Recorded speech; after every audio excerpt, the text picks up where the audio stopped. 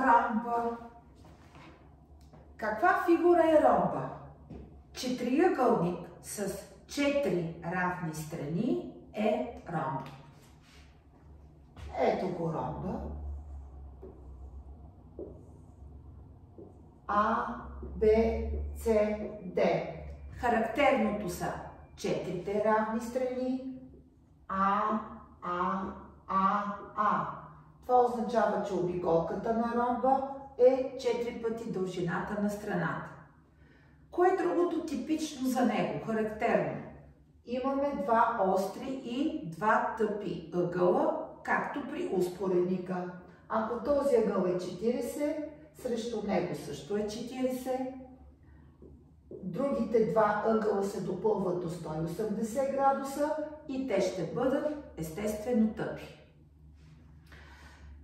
Интересни са диагоналите, деца, тук. Първо, отново ще имаме дълъг и къс диагонал заради острите и тъпите ъгли. Ето го дългия диагонал. Той разделя ромба на два триъгълника. Естествено, те са еднакви, но характерното е, че те, освен че са еднакви, те са и равнобедрени. След като този ъгъл е 140, ъглите при основата, в случая диагонала, ще бъдат равни. И се оказва, че диагонала на ромба играе ролята на ъглополовяща. Защо? Ами защото имате 4 равни страни. По същия начин, късия диагонал разделя на два еднакви триъгълника, те отново са равнобедрени и късия диагонал също ще бъде ъглополовяща. Те се пресичат в точка О.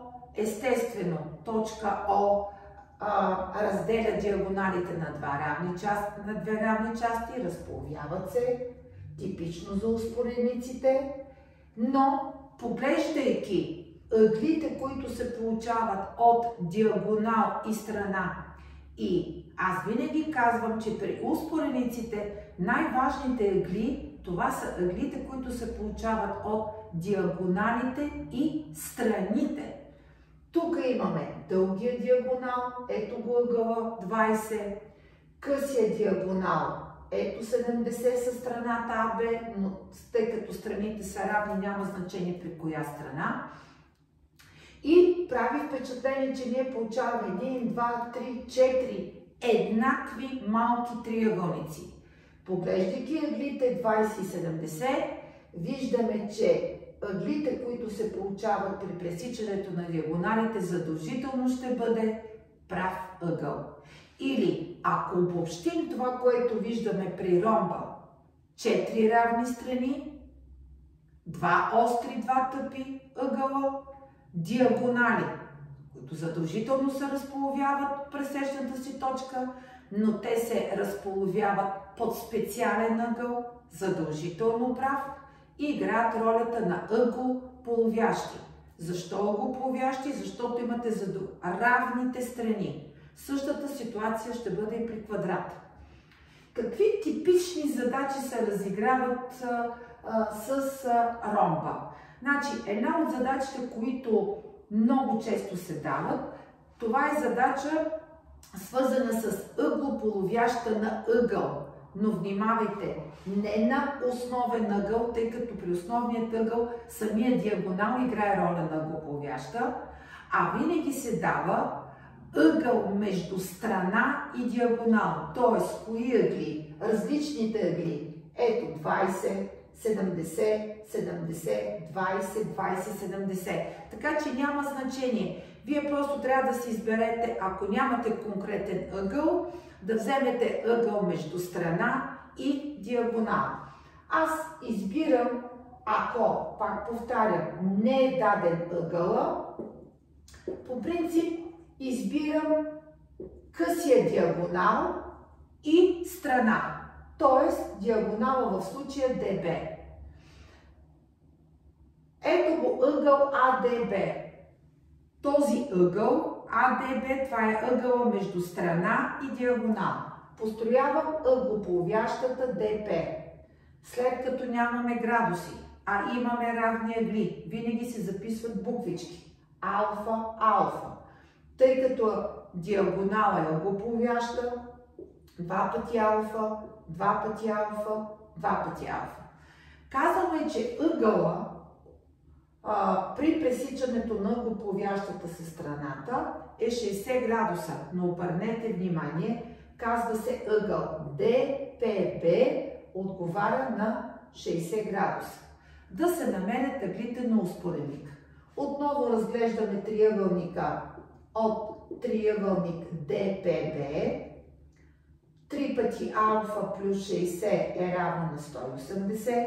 Отново разглеждаме триъгълник или триъгълници, където имаме 3 изразени ъгъла, равно на 120 градуса и се получава, че алфа ще бъде 40 градуса.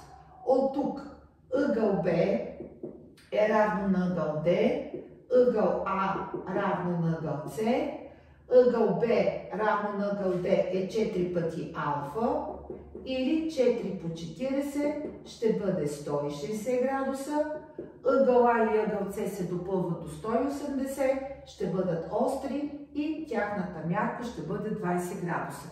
Значи това е задача, която страшно много се дава и на контролна работа и се упражнява. Сега, другата задача, която е интересна, е с мярка на ъгъл. Ако имаме остър ъгъл до 30 градуса, тази задача се отнася и за успоредника, и за ромб. Отново и да имаме това да бъде 30, това да бъде 30, тъпите ъгли са по 150, 150. Казано е, че обиколката е 32 см, да се намери лицето на ромба. Сега, лицето на ромба имаме две формули. Едната формула е страна по височина спусната към нея. Тук интересното е, че височините са равни, защото имаме какво? Равни страни. И другата формула, която много се дава и играе съществена роля, тук може да не запишеме хаш, а просто хаш, защото височините, независимо към кои страни са равни. И другата формула, която много помага и се разиграва, това е с диагоналите.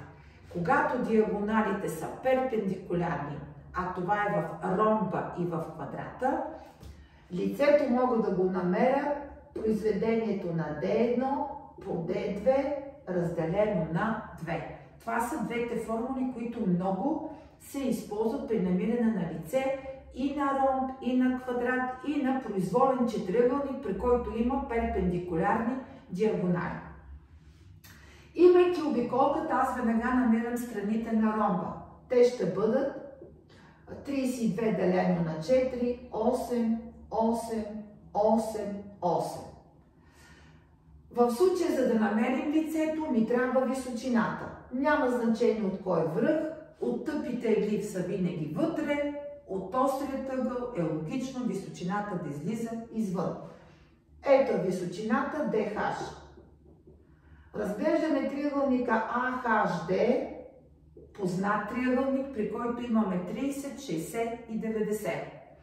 И вече от триъгълник ADH, тъй като имаме ъгъл А е 30 градуса, ъгъл H е 90 градуса, по теоремата за 30, 60 и 90 следва, че DH ще бъде 1/2 от 8 или ще бъде 4 см.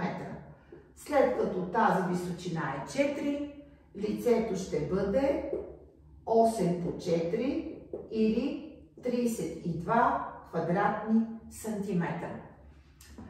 Значи, имате ли 30 градуса при успоредник и при ромб, задължително, деца, ще се иска лице, но трябва да имате задължително едната страна, в случая няма значение коя страна на ромба, ако е при успоредника, страната срещу която лежи 90 градуса, за да може да намерите височината. Така че тази задача е много важна. Сега, другата задача, която се разиграва и е интересно при ромба, това е с друг остър ъгъл. Нека острият ъгъл да бъде 60 градуса. Ако имаме 60 градуса, ето го ромба с 60 градуса. Така.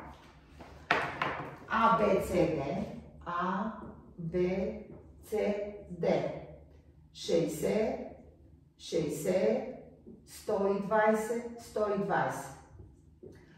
Обиколката на този ромб да бъде, да кажем, 60 см. 60 см делено на 4, всяка една страна ще бъде по 15 см. Тук интересното е с късия диагонал. Ако построим късия диагонал, той е ъглополвяща на ъглите B и D. И тъй като те са по 120, имаме 60, 60, 60. Тоест, какво виждаме? Получаваме два, естествено еднакви, но не случайни, равностранни триъгълници, което показва, че късия диагонал ще отговаря на дължината на страната. Значи, имате ли ромб с 60 градуса и 120 тъп, задължително ще се разиграва късия диагонал.